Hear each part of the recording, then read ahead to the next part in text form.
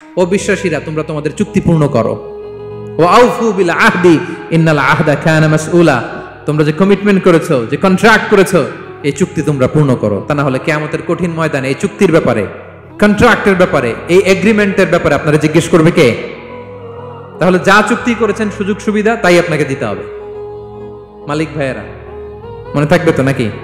এগ্রিমেন্টে যা যা বলেছেন, যা যা লিখে সিগনেচার করেছেন তাই আপনাকে দিতে হবে। আদেশটা কার? সবাই বলুন। আপনি মন চাইলে হায়ার করবেন, এরপরের দিন ফায়ার করবেন, এরকম করা যাবে?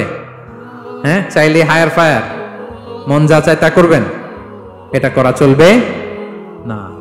তাহলে দুইটা অধিকার গেল। 3 নাম্বার, একজন শ্রমিককে ইসলাম যে অধিকার দিয়েছে সেটা হচ্ছে সুন্দর আচরণ পাবার অধিকার। তিনি আপনার ফ্যাক্টরির ওয়ার্কার, আপনার স্টাফ, এজন্য যা মনে চায় তা আচরণ করবেন, দাসের মতো আচরণ করবেন। এটা করা যাবে? আওয়াজ করে বলেন, করা যাবে? বিষ্ণু ইসা ইসলাম ইন্তেকালের আগে পুরা উম্মাকে 2টা বিষয় ওসিয়ত করেছেন। আওয়াজ করে বলুন তো কয়টা?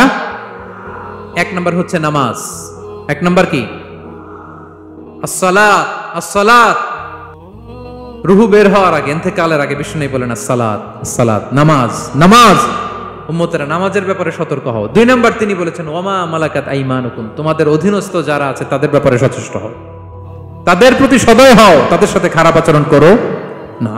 এটা কখন বলছেন? জুমার খুতবার সময়, সাহাবীদের সাথে গল্প করার সময়, বিবিদের সাথে আলোচনার সময়। কখন? Just right before his death.